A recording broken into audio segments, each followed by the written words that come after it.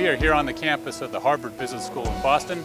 This is day one of the build out of the sprung structure for the Crimson Commons dining facility that Kitchens To Go is installing. So the Crimson Commons project was an idea devised from a need to demolish the Kresge building and replace it with a new building. During the construction of that facility, we needed a structure to accept all of the executive ed participants and be able to house them and feed them throughout that process. We've been lucky enough to find Kitchens To Go that will be providing not only the sprung structure but also the kitchen modules for the project. A sprung structure is a building solution, and in this case we'll be using a 5 by 10 inch aluminum I-beam. This is an 80-foot wide building, and it's comprised of both the aluminum I-beam and PVC based membrane. In this case, obviously, this is an insulated structure. We're going to have people inside of it using an HVAC system to keep it cool in the summers and warm in the winters.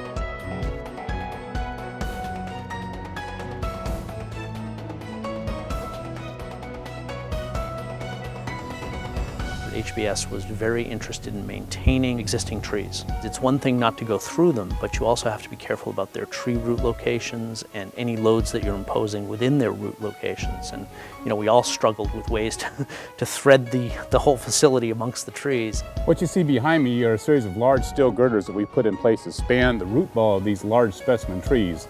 There are a number of trees on site that we've taken precautions to protect. So we put these large steel girders in place to span the root ball and not stress the tree.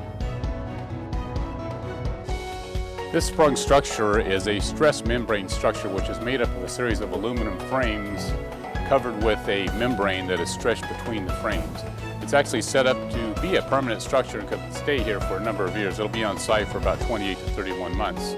The finishes in this project are really very high-end, very beautifully done. The university brought in a design team specifically to work on the interior of the dining and servery area. I think that the volume was the piece that we focused on the most. Because of the length and width that we needed to get all the seats in the servery, it ended up being a pretty tall structure, so there's a lot of volume above. We looked at a few different ways of how we were going to anchor the space with the servery. So we built a few interior partitions to create an endpoint and sort of storefront for that piece, and then brought in acoustical ceiling clouds with light fixtures, some drop pendants, but also at the center an open ceiling system with larger drum pendants so that the light from the skylight could come through it, but that it brought the scale of the building down.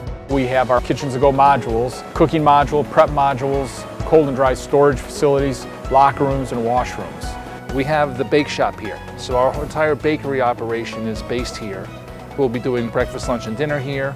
Breakfast, everything will be cooked here for breakfast, and then lunch and dinner we will bring some of the foods over already prepared, like the soups. Other foods we will finish here, and we will cook it here. So we're using it as a finishing kitchen, but then we're also using it for the bakery function. Coming over here, working with new equipment, the luxury of getting everything from scratch new, which is really nice. It's very consolidated. It seems to be a nice workflow. I'm very excited about that. One of the key features of this interim dining and kitchen complex is that we've integrated a series of enclosed modular walkways. The interface between the sprung and the Kitchens To Go modules was designed for, as you can see, open and free access both visually, verbally, and physically. Working with Kitchens To Go has been great.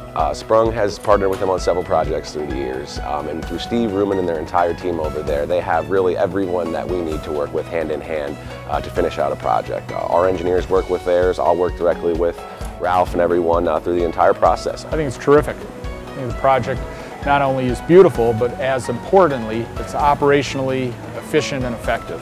No one can believe it's a temporary facility. If you didn't tell people there were trailer modules back there, I don't think they'd know.